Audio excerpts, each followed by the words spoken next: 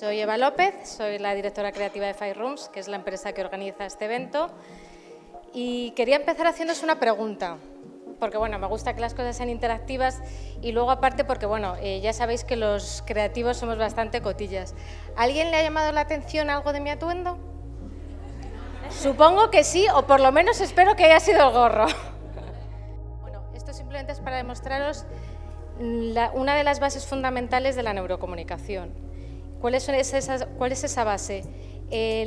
Si nosotros queremos impactar en algún target, solo tenemos 2 segundos y medio para hacerlo. Con lo cual, si yo hubiera llegado hoy, entre que subo, os doy la bienvenida, me presento y os digo que soy Eva, ha pasado bastante más de 1 segundo. Y quería captar vuestra atención desde el segundo número 1. Espero por lo menos haberlo conseguido y bueno, sobre todo que veáis un poco que esto es lo primero que tenemos que aprender en la neurocomunicación y algo que, bueno, que creemos que en comunicación es básico y hay que realmente perseguirlo. Porque si no llamamos la atención, da igual lo que queramos comunicar o contar después, que no va a servir absolutamente para nada. Una agencia de publicidad hablando de neuromarketing no es nada nuevo. No es nada nuevo, ya se está oyendo hablar y se oye muchísimo de este tema. Pero lo que sí es nuevo es que nosotros hemos dado 2 pasos adelante, no 1, 2. El primero, hemos montado la división de Neurolab. Es un laboratorio que hemos instaurado dentro de la agencia. Y lo segundo, como decía Eva, la hemos dotado de herramientas para poder hacer efectivo su trabajo. Esto es lo que nos diferencia. ¿De qué vamos a hablar hoy?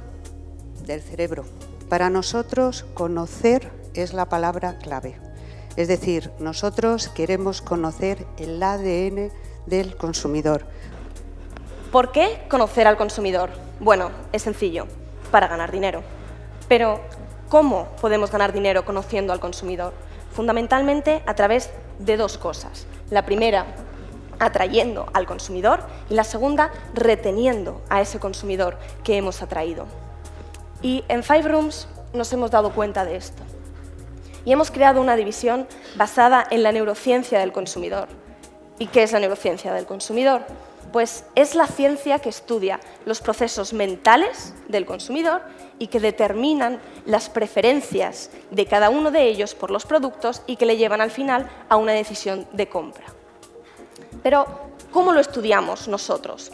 Pues lo estudiamos a través de una serie de técnicas neurocientíficas que nos llevan al descubrimiento de 3 indicadores, de 3 elementos cognitivos que nos determinan como seres humanos, que determinan cómo percibimos la realidad, lo que significa para nosotros ser humanos. Estos 3 elementos, 3 indicadores son la atención, la emoción y la memoria.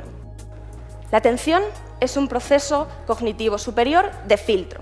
Es decir, en nuestro día a día tenemos un montón de estímulos, somos bombardeados por estímulos visuales, auditivos, gustativos, de lugar, de momento, de percepción, de lo que piensan, de lo que no piensan, por no comentar que también estamos envueltos en un entorno social. Nuestro cerebro, toda esta información no la puede procesar, no puede. Y lo que hace es filtrarla. Segundo indicador, seamos conscientes de que la emoción es algo necesario. Contemos con que es parte de nuestra toma de decisiones actual, porque la emoción tiñe la información, es un proceso de tinción de la información para detectar cuál de toda la información que nos ha llegado es más importante. De esta manera, si somos capaces de estudiar las trazas emocionales que genera nuestro anuncio, podríamos determinar si realmente están llevando al consumidor a una tesitura de decisión, si le está acercando a algo cercano a la compra. Y el tercer indicador es la memoria. Si yo ahora mismo os pusiese a todos un casco de electroencefalografía, me refiero, que mide las ondas cerebrales, y posteriormente analizase vuestra señal, sería capaz de saber qué partes de lo que he dicho estáis recordando o si me vais a recordar en absoluto un tiempo después. Por lo tanto, es muy importante poder verificar esto en un anuncio y saber si es buena idea poner un logo en ese momento o si algo de lo que está diciendo va a ser recordado o no. Muy buenas, soy Manuel Valero, soy investigador en un laboratorio de neurociencia del CSIC y mi labor en este proyecto pasa por desarrollar los sistemas de análisis de información los sistemas de registro y el análisis en sí. Les presento mi cerebro. Esto es una secuencia del registro de mi cerebro mientras estaba realizando la presentación. Y como vemos, cada uno de esas trazas supone una medida de voltaje, concretamente de variación de voltaje en una posición de mi cabeza. Las neuronas han elegido la electricidad como el método para codificar, para interpretar y para computar la información, principalmente por su rapidez. Esto es, las neuronas van a generar esas señales eléctricas y debido a que el cuerpo es mayoritariamente, en su 70%, una solución acuosa que transmite eficazmente la electricidad, estas señales van a ser capaces de atravesar hueso, carne y piel y vamos a poderlas medir encima de nuestra cabeza, en el cuero cabelludo. Esto es, cada uno de los motivos y de los trazos que tienen estos registros nos hablan de la actividad de grupos enormes de neuronas que están varios centímetros por debajo de cada uno de los 14 electrodos de nuestro casco. ¿Cuál es el propósito de las oscilaciones cerebrales? ¿Qué hacen en nuestra cabeza? Aquí tenemos que hilar una serie de conceptos. Sabemos que la actividad, la señal de una sola neurona es completamente inaccesible desde fuera del cerebro. Por tanto, cuando vemos un registro tal que ese, podemos intuir que lo que estamos viendo es la actividad sincronizada de grupos enormes de neuronas. Esto es un concepto importantísimo. Aquí, por ejemplo, tenemos el ritmo que somos capaces de registrar en la corteza auditiva, en el lóbulo temporal, cuando, por ejemplo, como ustedes, están escuchando palabras, están escuchando un discurso. Vemos claramente los ciclos de gran amplitud.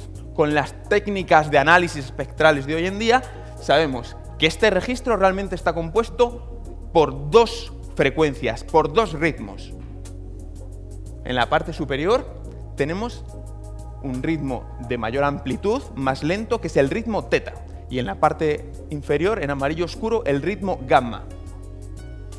Cuando ustedes están escuchando una palabra, como elegante, esta información va a llegar a la corteza auditiva y el ritmo teta va a ser capaz de extindir la palabra en las sílabas constituyentes, de forma que cada sílaba va a corresponder uno de esos ciclos y uno de los espacios entre palabras. Dentro de cada ciclo, que ahora corresponde a una sílaba, un brote gamma va a estar relacionado con la actividad neuronal que supone la identificación de la sílaba, de los fonemas. Este es el mecanismo que utiliza su corteza temporal para interpretar las palabras. Y dicho esto, necesitamos el cerebro de un voluntario para realizar la demostración, así que, por favor, ¿algún valiente?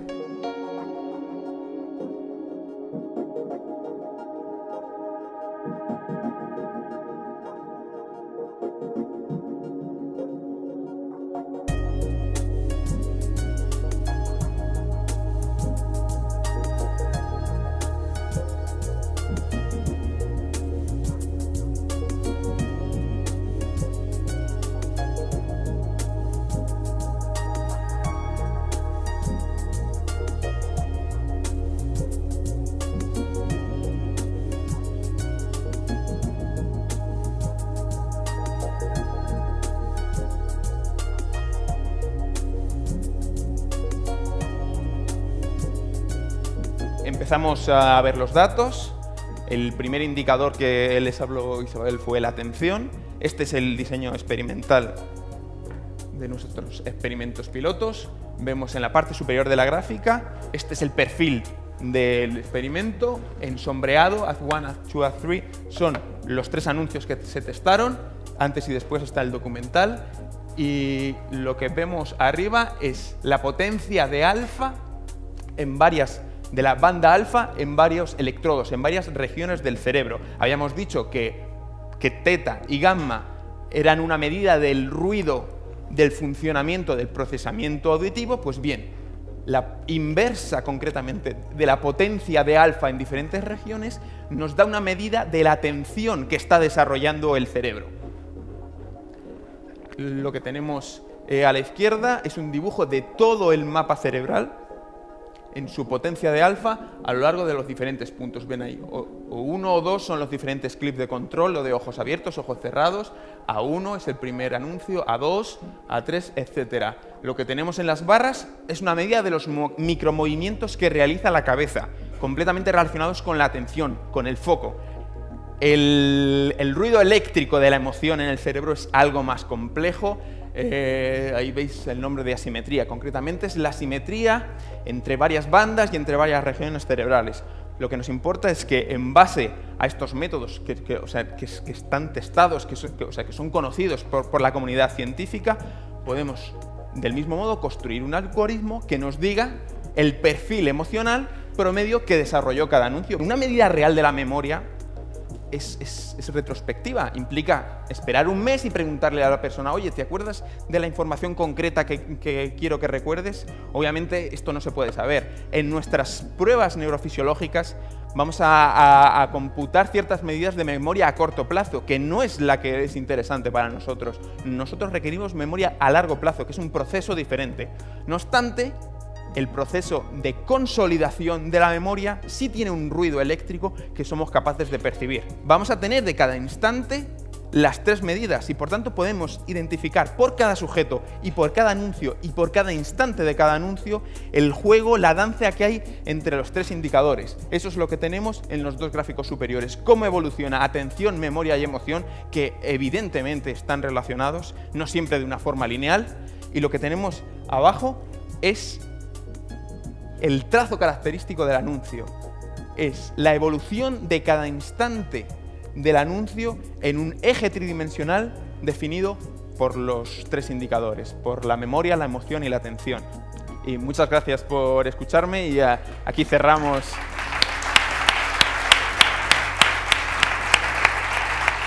De alguna manera, todo el análisis previo que podríamos haber hecho del cerebro y demás está cambiando por algún estímulo que en el punto de ventas se ha producido. Y por qué no mencionar también estímulos que derivan de la evolución hormonal de las personas. Y me refiero a estudios de hormonas que a nosotros nos dio explicación más que suficiente de ciertos cambios comportamentales de una misma persona. Por eso quiero agregar a lo que es neuromarketing también aspectos que tienen que ver con endomarketing, es decir, endocrinología aplicada al marketing.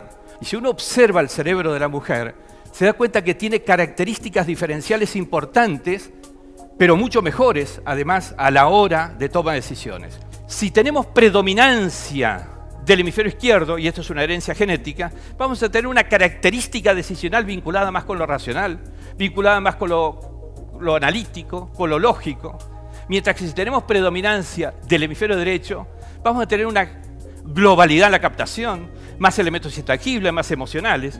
Son características básicas de predominancias de uno y otro hemisferio. El cerebro de la mujer está mucho más interconectado entre los 2 hemisferios. En la decisión, el varón, el hombre, requiere menor variedad de argumentos y atributos, y la mujer mayor variedad de argumentos y atributos. El del hombre serán atributos más lógicos, racionales, el de la mujer serán más intuitivos, emocionales. En el mundo moderno, complejo y de cambio cambiante cada vez más rápido, se requieren decisiones cada vez más rápidas también. Las decisiones cada vez más rápidas son menos racionales, menos lógicas, menos secuenciales, menos tiempo. Es decir, decisión intuitiva. Y la segunda preocupación de género que manifiesto aquí es que la arquitectura neuronal de la mujer está mejor preparada para la decisión del número 1. Muchísimas gracias a todos, espero que les haya gustado y antes de terminar quiero dar las gracias a los 3 anunciantes que han tenido a bien dejarnos sus spots para que nos hayan servido de experimentos, empezando por Pavlovsky, un gran cliente nuestro, siguiendo por Evo y terminando por Siseido. Muchísimas gracias a los 3, les mandaremos. Insisto que el target es muy pequeñito, pero les mandaremos un poquito lo que ha salido hoy, que yo creo que lo han empezado a ver, ¿verdad? Pues muchísimas gracias y vámonos a tomar el café.